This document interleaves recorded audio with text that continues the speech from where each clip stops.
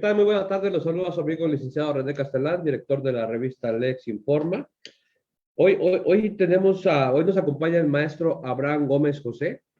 Vamos a hablar con el maestro Abraham Gómez José de un tema que a mí se me hace un tema muy importante, muy relevante. El tema es la implementación de la reforma laboral. Maestro, ¿cómo estás? Bienvenido. Muchas gracias por estar con nosotros.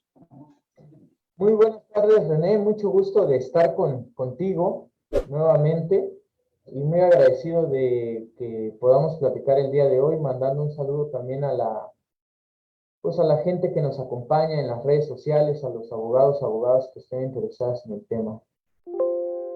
Maestro, voy a leer un poquito tu semblanza. Vamos a resumirla. Vamos a resumir rapidísimo.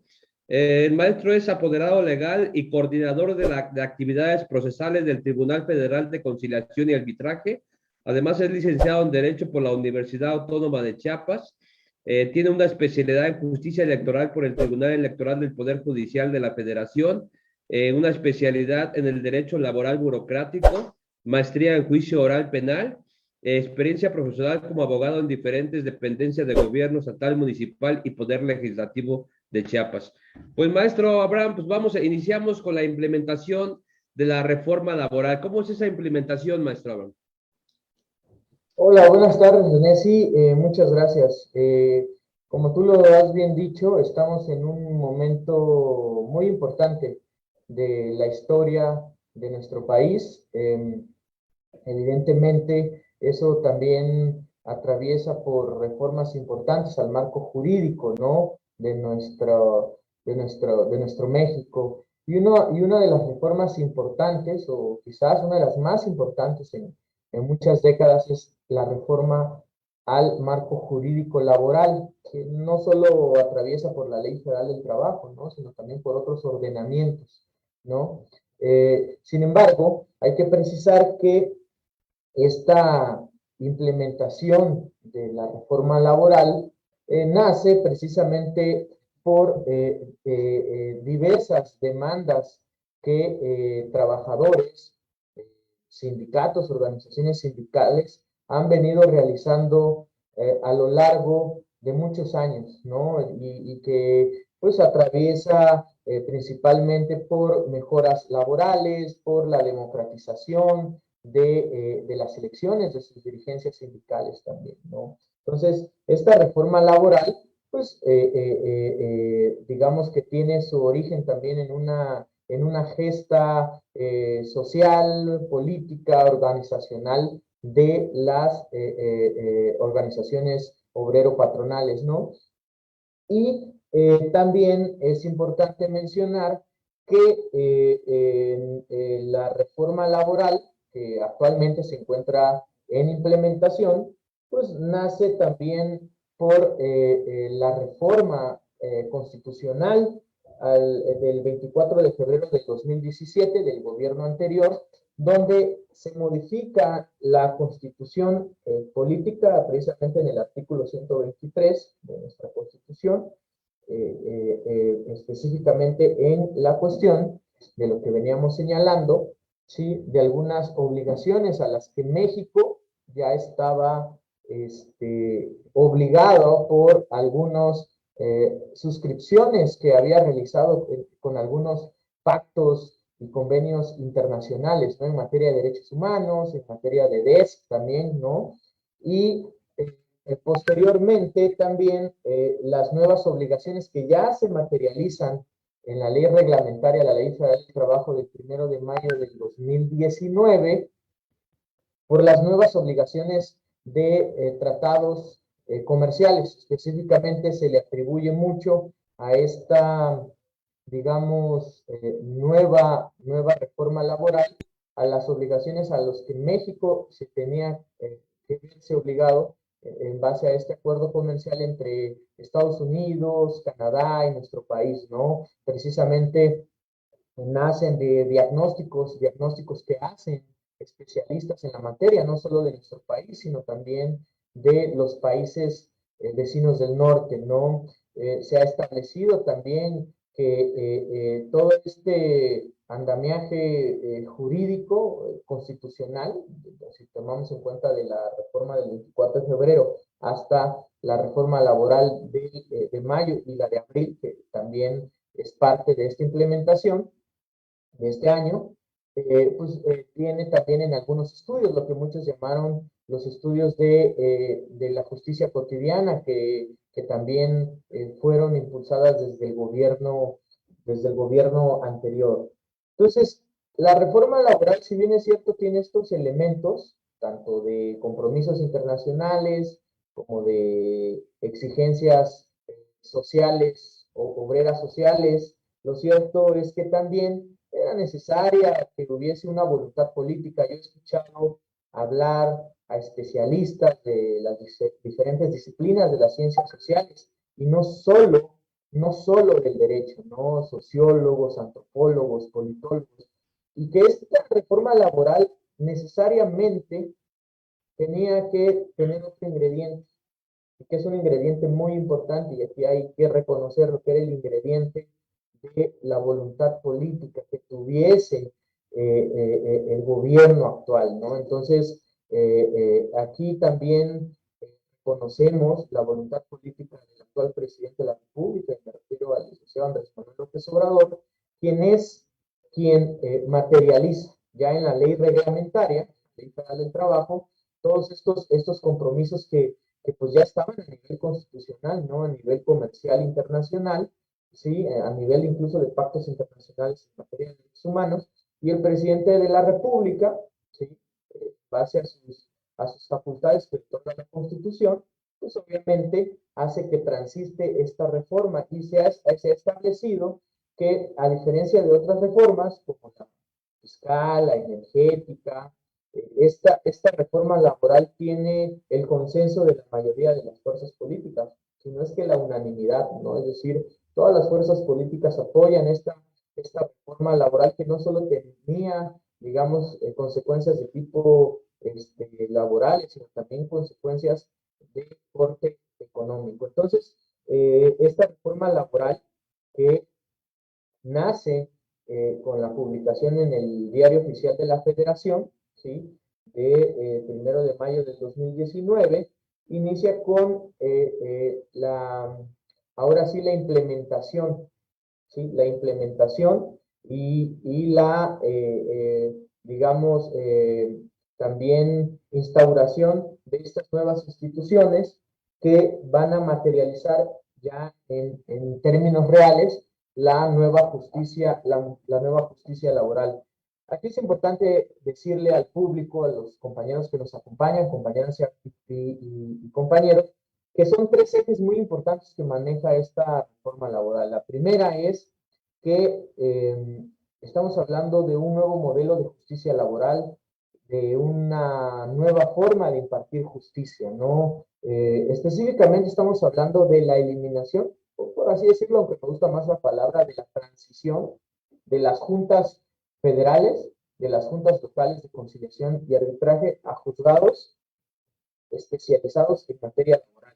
A juzgados especializados en materia laboral, obviamente en atención a la materia, ¿sí? Juzgados especializados con competencia federal y juzgados especializados con competencia digamos, del fuero común, ¿no? Que van a dirimir controversias en cada una de las entidades federativas, ¿no? Recordemos que las juntas locales de conciliación y arbitraje, pues eran entes que administrativamente, ¿sí? Dependían o siguen dependiendo en los estados, que todavía no se ha implementado la reforma, del Poder Ejecutivo, ¿no?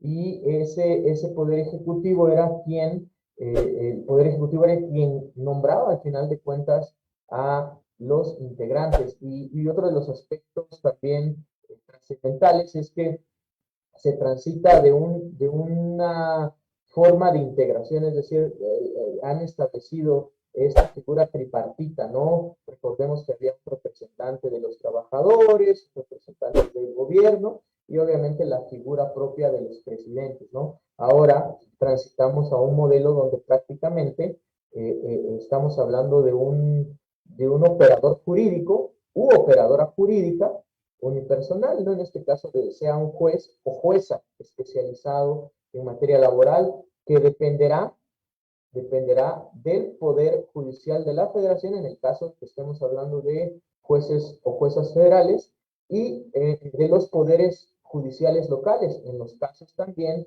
de los jueces o juezas locales que vayan a conocer de las controversias que en su momento se les vayan a, a presentar. Entonces, ese es uno de los primeros ejes de la reforma laboral.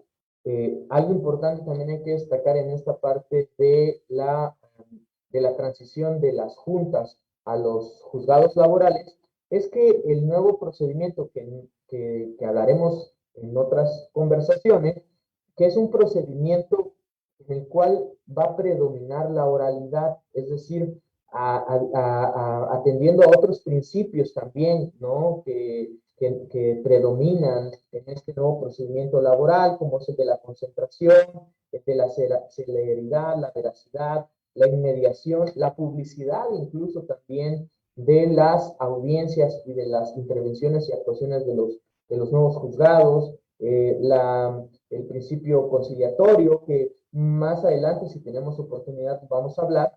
Entonces, este nuevo procedimiento es predominantemente oral, ¿no? Predominantemente oral. Tú como especialista en la materia penal, pues sabes en qué consiste, ¿no? Es decir, incluso la inmediación, ¿no? Es decir, que el juez esté ahí también conociendo de manera inmediata, ¿no? En qué consiste este nuevo modelo de justicia laboral. Se habla también de un juzgador proactivo, ¿no? De un juez que tiene también mayor participación en el procedimiento para encontrar justamente lo que han llamado los especialistas la verdad jurídica, ¿no? Ese es uno del primer eje, ¿no? También este nuevo modelo de justicia laboral, teniendo el primer eje, también se centra mucho en la conciliación, es decir, que va a predominar la conciliación, ¿no? Es decir, que las partes busquen un acuerdo, ¿sí?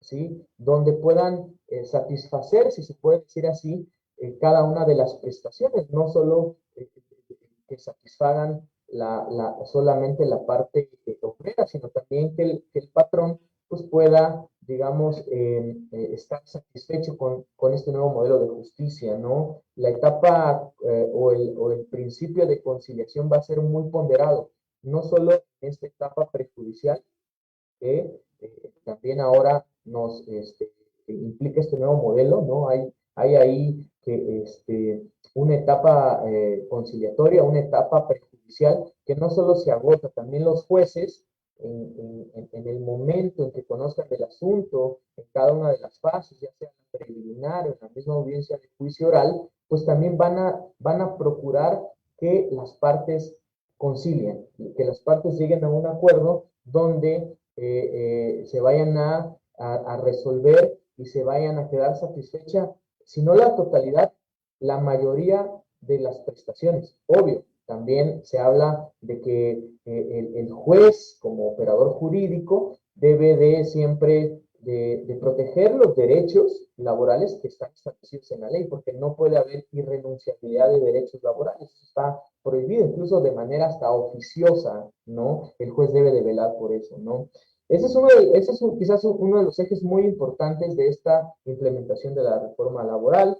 El segundo eje, que es muy importante, y a propósito, antes de entrar a la plática lo estábamos comentando, es la que señala la democratización de la vida sindical y va materializarse en dos aspectos: democracia y libertad sindical. ¿Cómo se materializa esto? Estamos hablando que ahora los agremiados a cada uno de los sindicatos contarán con la prerrogativa que todo ciudadano mexicano cuenta, ¿no? Para elegir a sus autoridades. Obviamente ahora estamos hablando para la elección, en este caso, de dirigentes sindicales a través del voto personal, libre, secreto y directo. Recordemos que anteriormente antes del 1 de mayo del 2019, la ley contemplaba otras figuras, ¿no? Hablaba de las convenciones, estas famosas convenciones de delegados, figuras donde había una, digamos, participación o poca participación del agremiado de a pie, el trabajador, ¿no? Es decir, y se elegía tal vez bajo otros mecanismos a esos, digamos, delegados enviados que tal vez ya iban a votar por consigna, ¿no? O iban a elegir a dirigentes ya con acuerdos anticipados, ¿no? Aquí lo que se trata es de que el trabajador, sindicalizado que está adherido a esa organización sindical, pues elija de manera personal, que conozca, que sea él a través de su voto directo, personal, libre y secreto, y que tenga conocimiento de quién va a ser su nuevo dirigente social, ¿no? Esa es una de las características. Se democratizan otras figuras también, no solo en la elección de los dirigentes sociales, ¿no? Ahora también los contratos colectivos de trabajo, los contratos iniciales, las revisiones. A veces escuchamos por ahí que habían pseudo federaciones, líderes sindicales que realizaban estos famosos contratos de protección, ¿no? Que llegaban a un acuerdo directamente con los patrones y le decían, oye, pues, ¿sabes qué? Pues dame un dinero ahí y no te voy a hacer ningún tipo de presión, de huelga, etcétera, ¿no? Yo conozco de asuntos en los cuales incluso habían pequeños negocios donde les notificaba de manera unilateral cierto X sindicato y le decía, oye, ¿sabes qué? Pues te comunico que el sindicato de tortilleros o X sindicato, pues te va a emitir una huelga, ¿no? O sea, y si no, te voy a recoger todos tus bienes de trabajo, ¿no? Y si no, pero te conmino que lleguemos a una comunicación. Esos eran también los famosos contratos, digamos, de extorsión, ¿no? Los actos de extorsión, pues, que obviamente algunos patrones se dejaban amedrentar, ¿no? Entonces ahora los trabajadores sindicalizados podrán votar a través de este mecanismo, ¿sí? Los contratos iniciales, la revisión de los contratos, esa es otra de las figuras también importantes que trae aparejada la reforma laboral del 1 de mayo de 2019, la legitimación de los contratos colectivos de trabajo, que justamente ahorita la Secretaría de Trabajo, el Centro Federal de Conciliación y Registro Laboral han estado difundiendo mucho esa participación democrática, no solo en la elección de dirigentes, sino que también el trabajador conozca el contenido de los contratos colectivos de trabajo y en su caso legitimarlos, es decir, que se continúe con ese contrato colectivo. ¿Que ¿Cuáles son los contratos colectivos de trabajo? Bueno, son documentos que firma el patrón con el sindicato y en los cuales se contienen diversas prestaciones que pueden ser incluso no contenidas en la ley, ¿no? Prestaciones y otras normatividades que van otras normas, otras reglas que van a regir propiamente a la base trabajadora. También, obviamente, se fortalece la negociación colectiva a través de estos mecanismos. Hay quienes dicen, escuchaba a la secretaria de Trabajo que decía que a través de esta reforma ya se podrá realizar y materializar, hacer una realidad esto que muchos han llamado el trato directo entre obreros y patrones para buscar una mejor negociación o una negociación colectiva auténtica, ¿no? Bajo estas figuras que yo he mencionado. Ese sería como el segundo eje. Justamente quiero mencionarlos que no solo la reforma laboral en materia de democracia sindical, no solo reforma la ley federal del trabajo, que como ustedes bien saben, la ley federal del trabajo, pues digamos de alguna manera regula o reglamenta el apartado A del artículo 123 constitucional, ¿no? Sino también ahí a la parte de la democracia sindical también arropa, le da cobertura al apartado B del artículo 123 constitucional y que precisamente ¿sí? Se refiere a los trabajadores, ¿sí?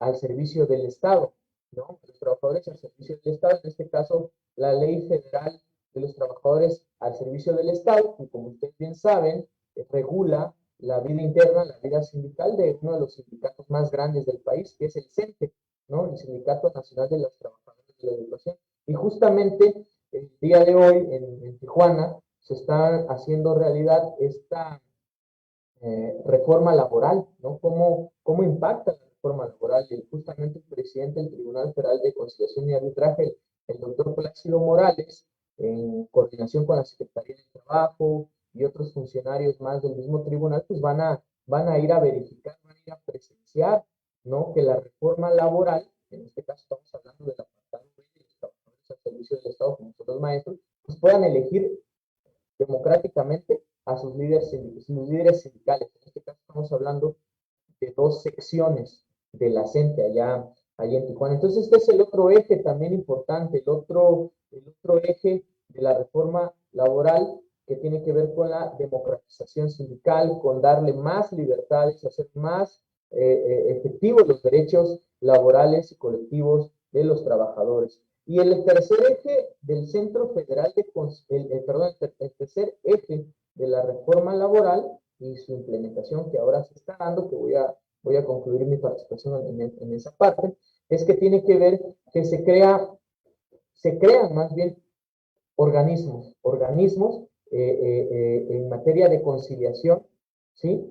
En este caso estamos hablando que a nivel federal se crea una figura muy importante para la vida, digamos, laboral de los trabajadores, ¿no? Que es el Centro Federal de Conciliación y Registro Laboral. Este órgano es un órgano descentralizado de la Administración Pública Federal, que fue nombrado por el Senado de la República y que fue de una terna que dio el presidente de la República, facultad que propiamente tiene nuestro presidente de México y que fue elegida por el Senado de la República. Entonces, este Centro Federal de Conciliación y Registro Laboral tiene dos funciones y tienen dos funciones que se ha denominado en sede administrativa. ¿Cuál es su primera función? La primera función, como su nombre lo dice, es la de conciliar. Estamos hablando de que el centro de conciliación, pues obviamente va a tener representación en las entidades federativas y obviamente también aquí en sede central en la Ciudad de México, y que obviamente va a tratar de realizar este mecanismo alternativo de solución de controversia en los conflictos que sean de competencia federal. ¿Cuáles son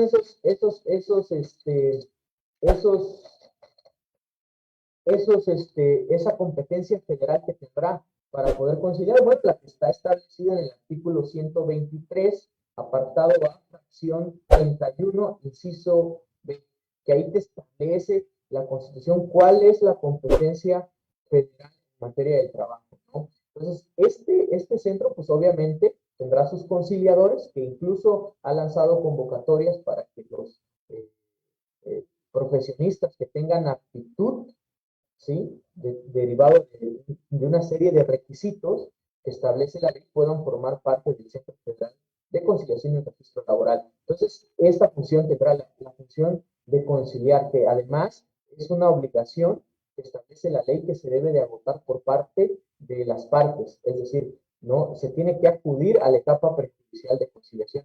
Y dos, también la función muy importante que tiene este Centro Federal de Conciliación y Registro Laboral es de hacer precisamente todo el registro, es decir, concentrar todo el registro de los sindicatos del país, ¿no? Anteriormente era en las entidades federativas, las juntas eran las que concentraban todos los registros, las llamadas tomas de nota, no eran las juntas las que te daban o te negaban en este caso las tomas de nota, ¿no? A través de una serie de requisitos. En muchas ocasiones yo llegué a escuchar y hablar con diferentes sectores de diferentes sindicatos que se quejaban que precisamente las juntas locales obstaculizaban mucho, por ejemplo, la entrega de toma de notas, ¿no? Y esto atraviesa precisamente por los convenios 87 y 98 de la OIT, que establece precisamente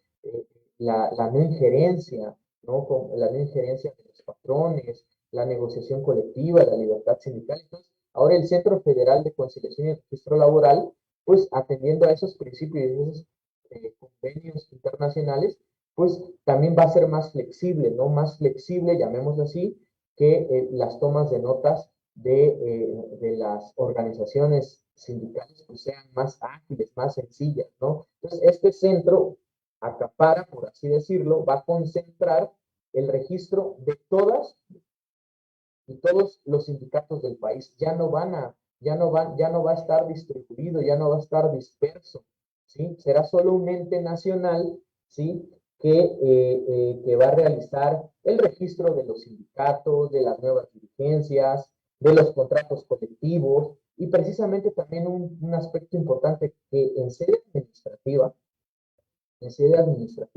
este órgano, que ya lo hizo, tendrá también la facultad de realizar la verificación de los procedimientos de democracia sindical.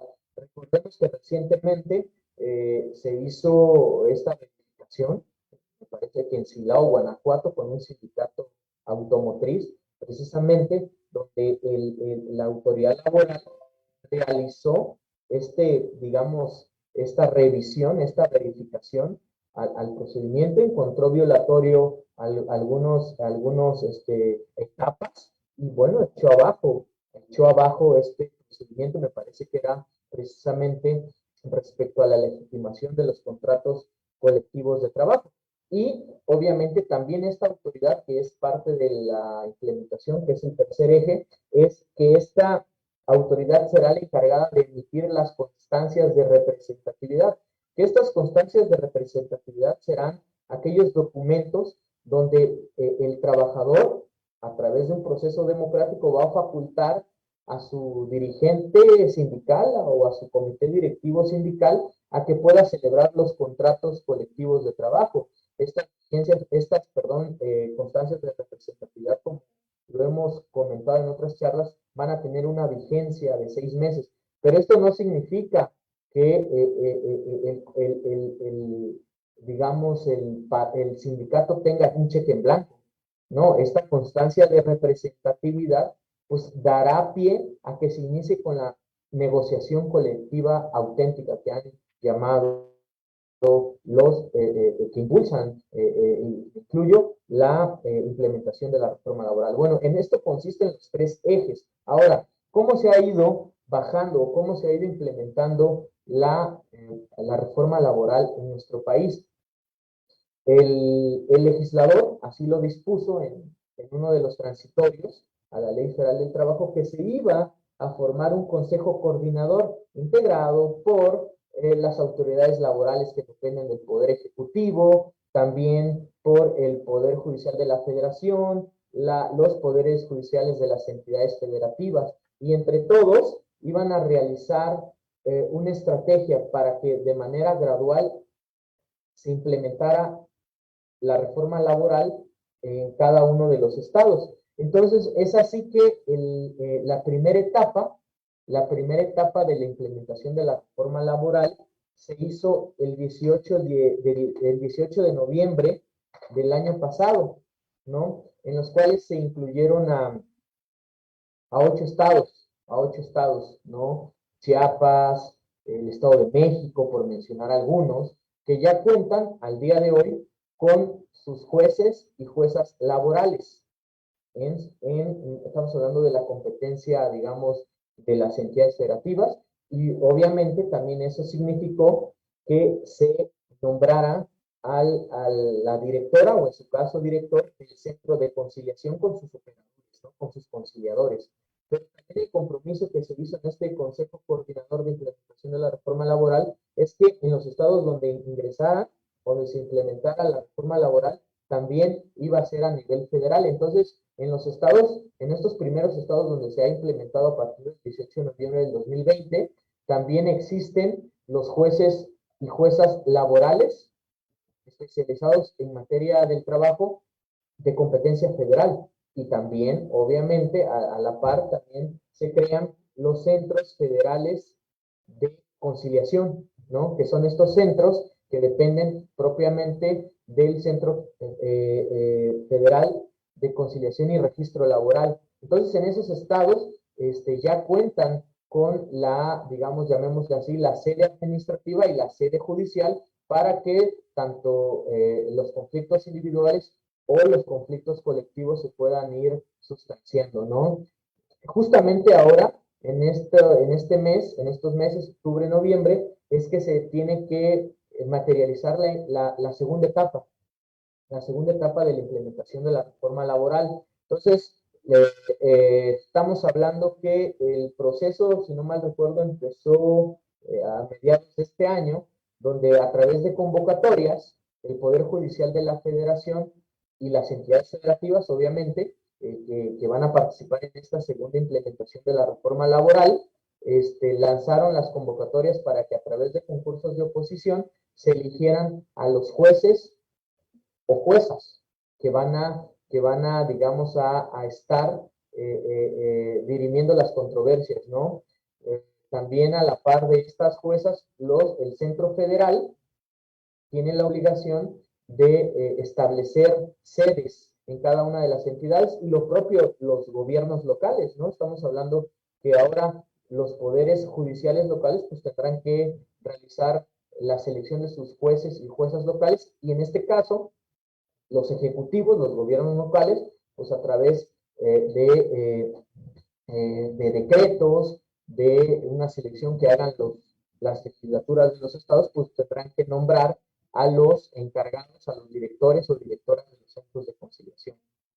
Esa es la segunda etapa. Ya fueron seleccionados a finales del mes pasado, si no mal recuerdo, no recuerdo ahorita la fecha, en el diario oficial de la Federación, ya salió la lista de quiénes son los jueces y las juezas, ¿no? Por ejemplo, el estado de Oaxaca, que es parte de esta segunda implementación, me parece que también Morelos, Puebla, o el estado de Puebla también forman parte de los estados que van digamos, entrar en esta segunda etapa de la implementación de la reforma laboral.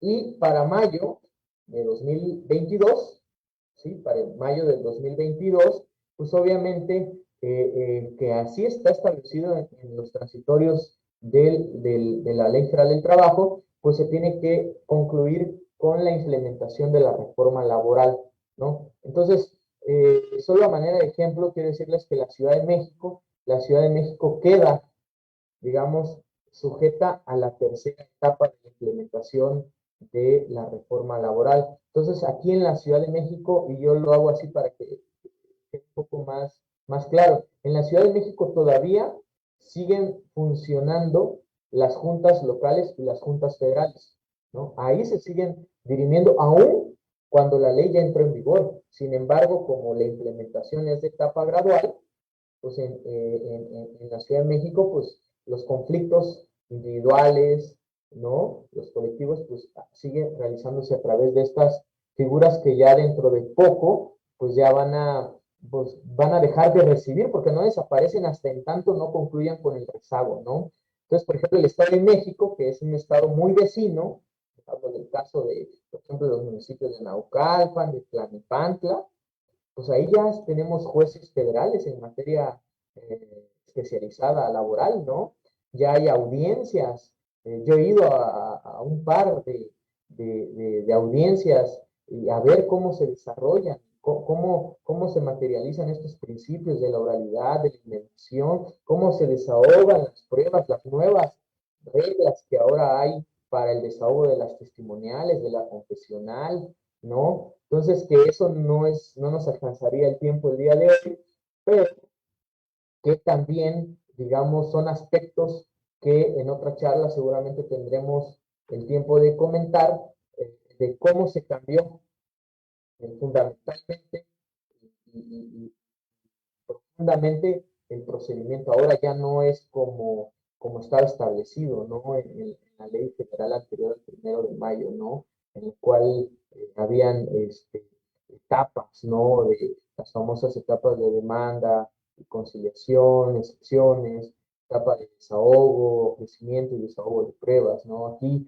la forma en cual está distribuida los nuevos juicios, ¿no? Porque son juicios en plural laborales, aunque principalmente con frecuencia, ¿sí? Son a través del juicio ordinario oral laboral donde se van a ir dirimiendo las controversias. Un ejemplo muy claro, ¿no? Los famosos despidos injustificados, que es el pan de cada día, tanto de abogados como de los operadores jurídicos. Entonces, yo dejaría aquí para ver si hay una etapa que podamos ir platicando, pero en términos generales, en eso consiste la reforma laboral. Y bueno, eh, obviamente también en abril de este año hubo una reforma importante a la Ley Federal del Trabajo y tiene que ver en lo que han denominado el outsourcing, ¿no? O la subcontratación laboral, ¿no? Entonces, que eso también, yo lo he dicho, forma parte de la implementación de la reforma laboral, ¿no? Que no es el motivo ahora de nuestra charla, pero que también significó la modificación y adición de otras leyes que se adecuaran, digamos, a la Ley Federal del Trabajo, ¿no? A cuestiones también de carácter convencional internacional, ¿no? Sobre todo protegiendo los derechos de seguridad social, ¿no? De los trabajadores, ¿no? Entonces hubieron, no solo fue la Ley Federal del Trabajo, fue la Ley del Infonavit, la Ley del IMSS, el Código Fiscal de la Federación, ¿no? Entre otros ordenamientos que también, digamos, como la última, sin olvidar también, por ejemplo, la reforma al teletrabajo, que tal vez no fue tan mediática como la del outsourcing, pero que todas en conjunto forman parte de la implementación de la reforma laboral del 2019, ¿no? Entonces yo lo dejaré ahí, mi querido René. Espero que haya sido claro y si no, pues vamos eh, realizando algún otro tipo de conversación. Muchas Muy gracias. claro, muy claro y muy preciso, maestro. Yo creo que en tan poco tiempo, la verdad, nos explicaste todo. Pero, maestro, yo tengo aquí un boletín de la reforma laboral en México inspirada en los principios de negociación colectiva, libertad y democracia sindical, que es el boletín 0550, no, perdón, 059 del 2021, en la Ciudad de México el 18 de junio del 2021. Y dice así: los ministros asisten a la cumbre del trabajo de la OTI, coincidieron en la necesidad de construir, dignificar el trabajo decente donde haya justicia social para todos. Debemos dejar atrás los modelos económicos y laborales que durante décadas ampliaron la desigualdad de nuestras sociedades para transitar hacia políticas sostenibles e inclusivas. Yo creo, maestro, que la verdad, esta nueva reforma, pues sí tiene, pues de alguna manera, muchísimas cosas, porque ahora estamos hablando del COVID. Me ha pasado que por ahí nos han llamado aquí a la redacción que ha habido mucho despido por la situación del COVID.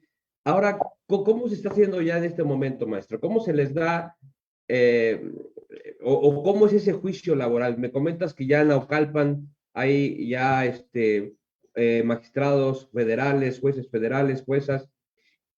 ¿Cómo son esas etapas de un juicio laboral? Bueno, sería obviamente en muy poco tiempo darte contestación, pero en términos muy puntuales. Obviamente el trabajador que se sienta vulnerado, sus derechos laborales, no sé, un despido injustificado, un no reparto de utilidades, alguna violación a sus derechos, ¿no? Pues tiene que acudir en este caso al centro de conciliación. Si estamos hablando si es de competencia federal, pues tendría que acudir al centro de conciliación federal, ¿no? En su sede que tenga en estos estados o donde estén implementadas o donde esté ya funcionando, digamos, los juzgados laborales, ¿no? Tiene que ir, no establece el legislador que tenga que acordar, que tenga que conciliar. Lo que sí tiene que es ir, acudir a esa etapa y agotarla, para que en esa etapa, para que ese operador jurídico le extienda su constancia de no conciliación, ¿sí? De no conciliación y pueda acudir ahora sí, a una sede judicial. Obvio, La ley te establece, por ejemplo, algunas excepciones, ¿no? A los cuales no vas a agotar, digamos, la etapa conciliatoria y en el caso puedes acudir directamente a los juzgados.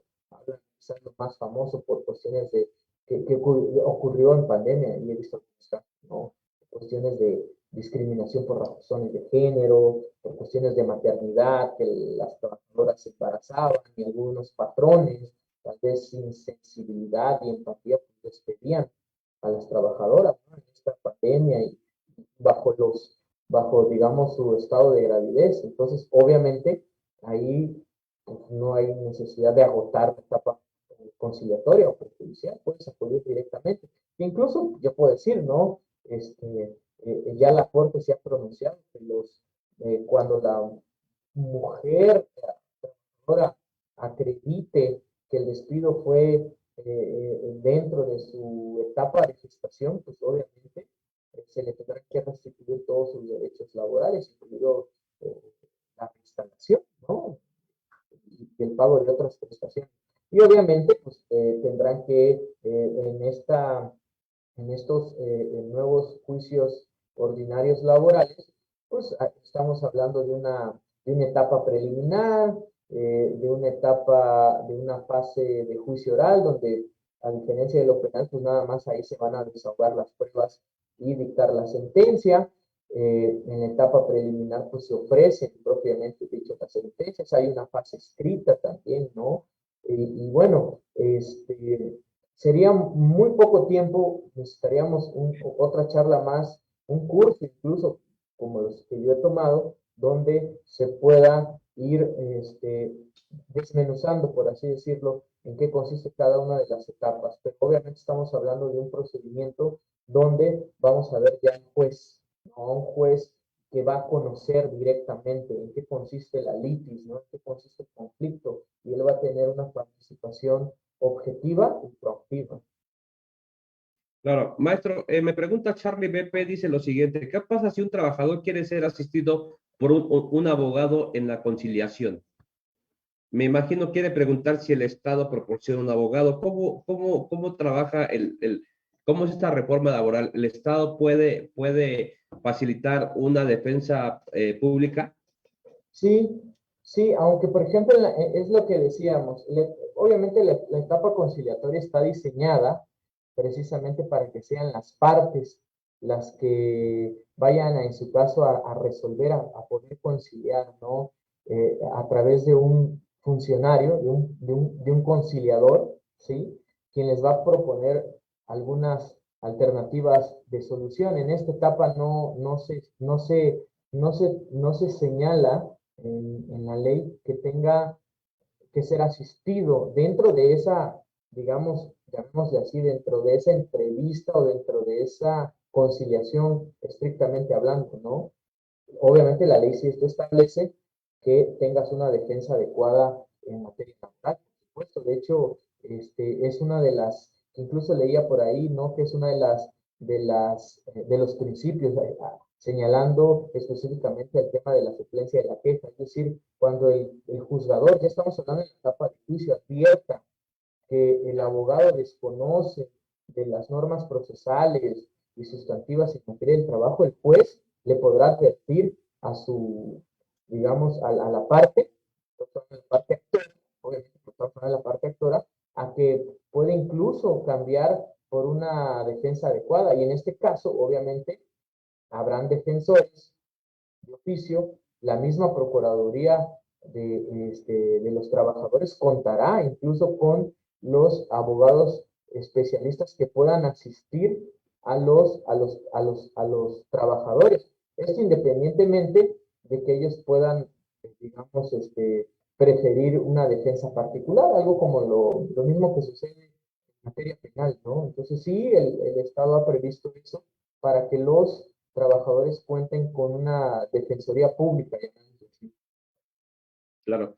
En esta nueva reforma, maestro Abraham, ¿cómo sería ese cambio o esa relación patrón y empleado o empleador y trabajador? ¿Cómo sería que cambió la relación ya de empleador y trabajador? No entendí, perdón la pregunta, no entiendo cómo cambió la relación. No entiendo. Sí, de alguna manera siempre estamos pensando, te digo porque aquí me llegan muchas preguntas. El patrón siempre llega, te voy a despedir, amenaza. En este momento, ahora el empleador al trabajador ha modificado, el empleador ha tenido esa empatía con el trabajador.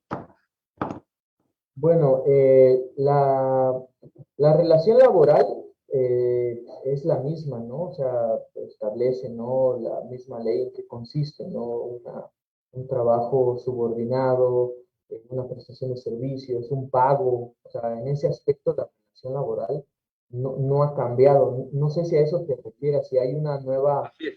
forma de regular, no, más bien, como lo dije anteriormente en los ejes, ¿no? Que de la reforma laboral, ¿no? Sí, se incluyeron quizás más bien otros derechos, ¿no? Otros derechos, quizás que protejan al trabajador, ¿no? Hablábamos incluso de la reforma en materia de subcontratación, ¿no? De abril del 2021, ¿no? Ahora, por ejemplo, esa reforma obviamente busca que, claro está, atraviesa por esta, digamos, darle más certeza quizás a la relación laboral, porque anteriormente recordemos que las empresas contrataban a través de un tercero a un personal pues, que no tenía seguridad social, no tenía la seguridad social entendida como derecho a servicios de salud, derecho a, digamos, a adquirir una vivienda, ¿no? Entonces, obviamente, ¿sí?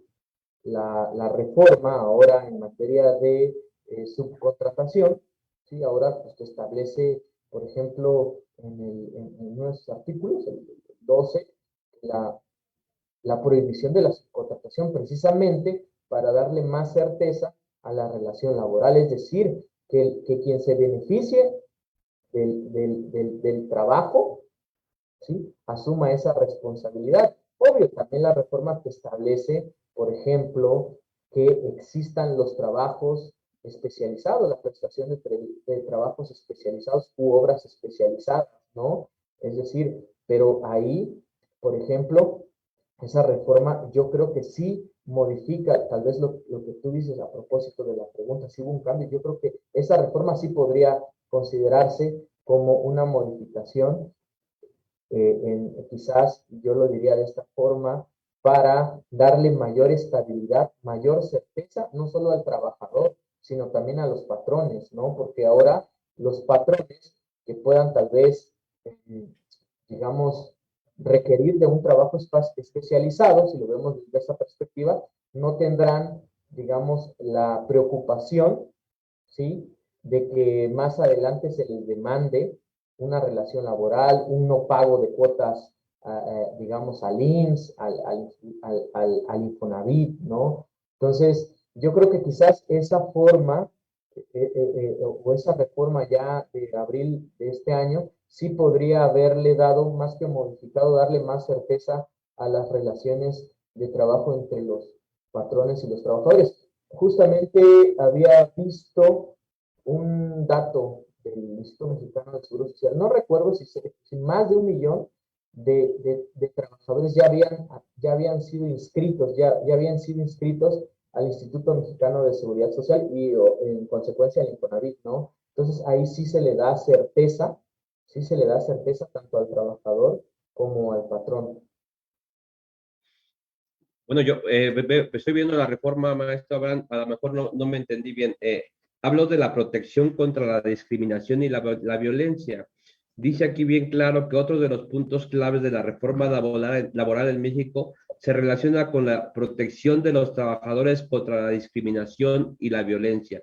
De alguna manera, a lo mejor quiero entender que ya no vamos a tener, o ya no el trabajador ya no va a tener, ya va a ser libre, como bien lo dice la democratización, libertad, democracia sindical. Ah, yo entiendo. Eh, ¿Mandé? Sí, sí, entiende el contexto de la pregunta. Bueno, ahí se refiere más precisamente a la discriminación que había en cuestiones tal vez colectivas o sindicales, como dices, más que a la cuestión individual, porque es cierto, habían trabajadores que eran discriminados para no participar en los procesos de selección, por ejemplo, ya sea en la dualidad de la participación sindical a votar y a ser votado. A eso se refiere. Y hay incluso convenios internacionales, el 87, el 98, que establecen ahí precisamente la no discriminación, ¿sí?, de los trabajadores. Pero era específicamente eso. Y claro, sí, la reforma laboral, pues ahora establece, por ejemplo, la libertad incluso de los trabajadores de pedir que no se les descuenten las cuotas, ¿no? O de afiliarse libremente a los sindicatos, o estas famosas cláusulas de exclusión, ¿no? Donde eran más sancionadoras de los sindicatos. Ahora toda esa cuestión se ha modificado, ¿no? Y ahora la libertad, por eso dicen que la libertad y la democracia sindical con esta reforma, pues ahora es más evidente, ¿no? Sí entiendo esa parte. Se refiere, porque estamos hablando del eje de la democratización, es decir, de la participación, es decir, que el trabajador no sea excluido de esos procesos, como los señalaba, la legitimación de los contratos colectivos, que ahora tienen derecho a participar cuando el sindicato vaya a celebrar el contrato inicial de contrato colectivo de trabajo, y hoy lo más, creo que era de lo que más se dolían los trabajadores, es de la participación al momento de elegir a sus representantes sindicales, ¿no? Escuchaba por ahí que habían incluso convocatorias en las cuales se iban como dirigidas, solo faltaba poner nombre y apellido, ¿no? Donde los ciertos trabajadores o cierto líder, quizás opositor, ¿sí? No podía participar, y obviamente esas normas contenidas o esas bases que son contenidas en las convocatorias eran discriminatorias, ¿no? Eran discriminatorias. Entonces, obviamente ahí, incluso ahora, por ejemplo, si lo vemos desde otra perspectiva también, se establece, por ejemplo, la obligatoriedad de que en la cuestión de las mujeres trabajadoras accedan, ¿sí?, a los cargos importantes, por así decirlo, ¿no? Antes creaban comisiones o figuras de eventos o de logística y darles a la mujer, no, ahorita ya hay establece la ley que de manera proporcional, quizás por ahí yo hago esa crítica, le faltó a la ley tal vez ser un poco más preciso, ¿no? Tal vez ser tajante en una paridad de género también en la conformación de las directivas sindicales, ¿no? Ahí la ley establece que tendrá que ser proporcional, ¿no? La equidad de género.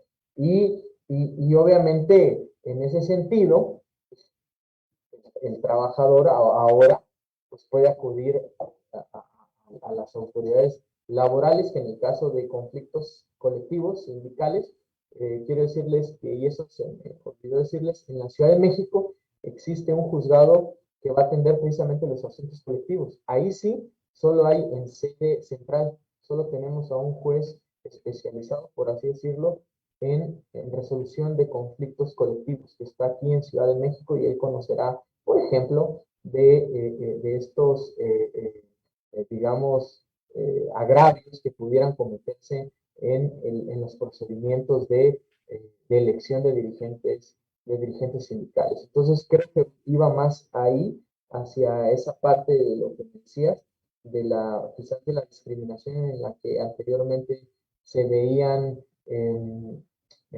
digamos, o se realizaban a ciertos trabajadores, no solo a trabajadores, porque a veces tenemos discriminación, solo es por razón de género, no, también, sobre todo en materia sindical, era, por ejemplo, a trabajadores, también a líderes que no comulgaban tal vez con la visión del dirigente en turno, ¿no? Incluso ahorita, pues ya la reelección, precisamente cuidando esa parte de la no discriminación, veíamos que los dirigentes sindicales se elegían eternamente, ¿sí? Ahora la ley no es que te prohíba la no reelección, sino que ahora te pide que los estatutos se modifiquen, y dice la ley, que si se va a reelegir, que se vote, es decir, que se le pregunte a la base si quieren que se reelija solo para eso, si quieren que se reelija el dirigente, digamos, en turno.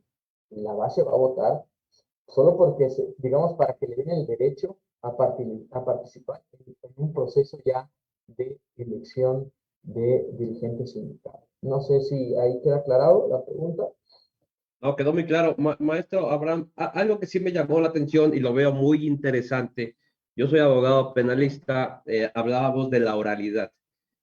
Yo creo que la oralidad, pues sí, es uno de los principios que yo creo que ayudan inclusive a que el juzgador pueda juzgar de una manera correcta. También me gustó mucho lo que hablabas de los principios, que es concentración, publicidad. Me da a pensar que estamos hablando más o menos un juicio modelo, tomando el modelo de los penalistas, maestro. Fíjate que yo ahora que he ido a las audiencias, veo incluso que va más allá. Este principio de la oficiosidad, que no lo tienen los penalistas, No, ¿no? claro.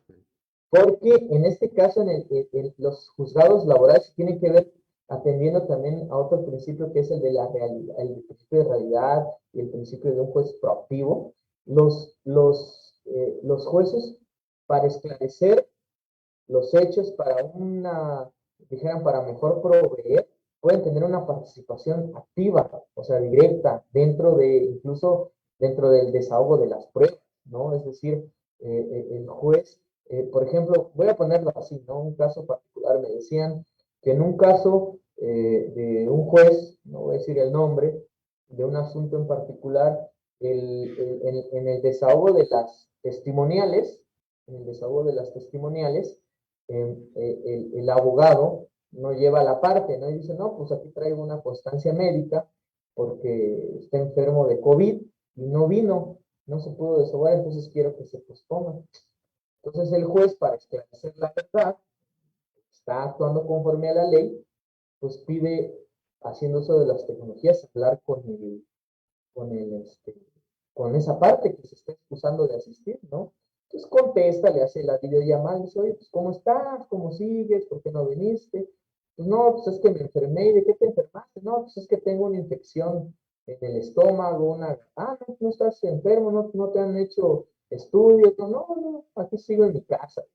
Entonces ahí obviamente esa oficiosidad, como lo dicen, eh, eh, pues obviamente decretó la deserción de la prueba, porque él advirtió que había de mala fe, sí, la presentación de un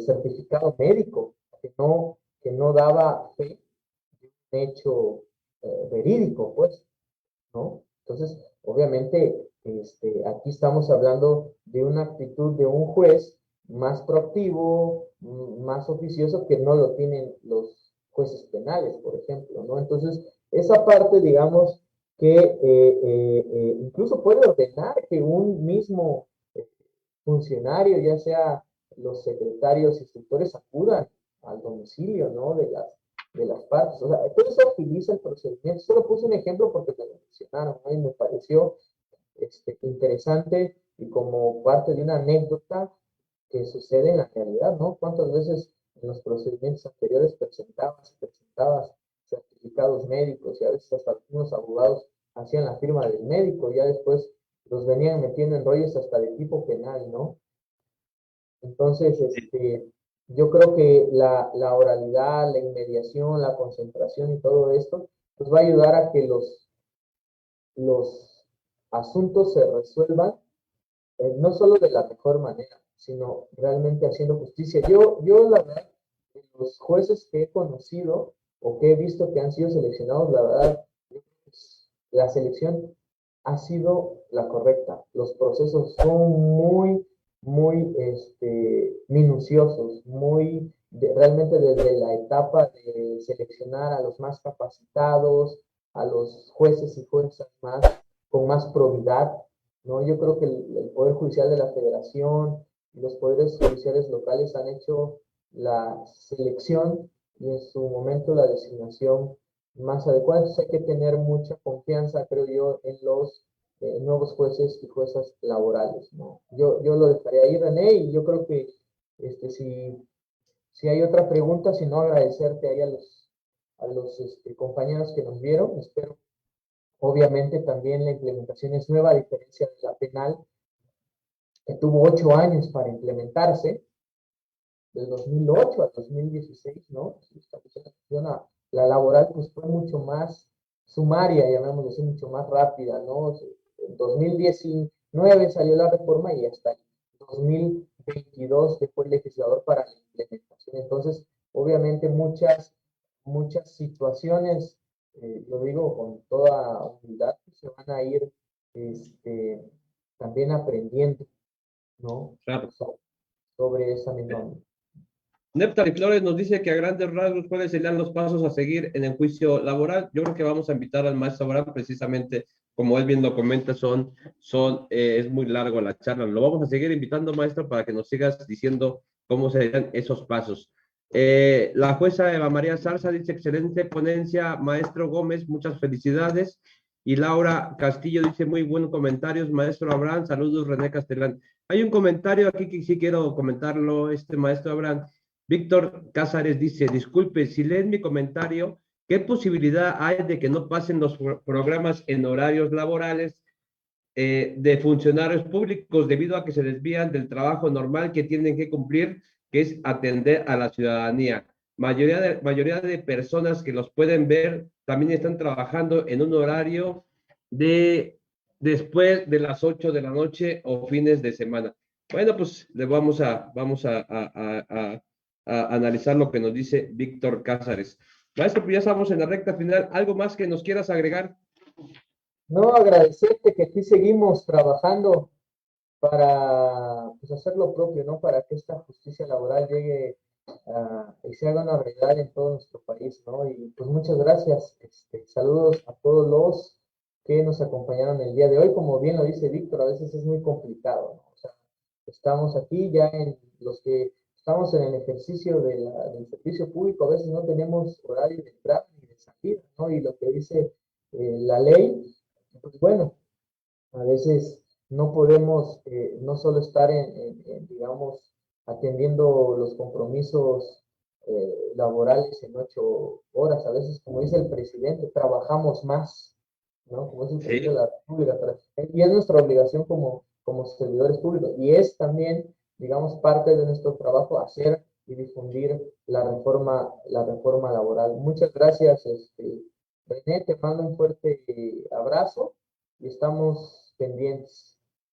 Pues amigo, yo también te mando un fuerte abrazo. También los quiero invitar que con el maestro Abraham Gómez vamos a tener un curso, un tallercito sencillo que ahí nos va a decir inclusive los pasos, todo lo que necesitamos saber de la reforma laboral. Y maestro, y un saludo al doctor Plácido Morales, que sabemos que está trabajando siempre igual muy duro allá en Tijuana ahorita, y le deseamos también todo el éxito del mundo. Un fuerte abrazo y nos vemos muy pronto, maestro. Muchas gracias. Gracias, cuídate, un abrazo. Hasta luego. Hey, ¿te gustó el directo? No olvides seguirnos y darle like a la página. También checa el calendario de eventos para que no te pierdas tu tema favorito. Recuerda que tenemos invitados especiales expertos en su tema, así que nos vemos en el siguiente directo. Hey, ¿te gustó el directo? No olvides seguirnos y darle like a la página. También checa el calendario de eventos para que no te pierdas tu tema favorito. Recuerda que tenemos...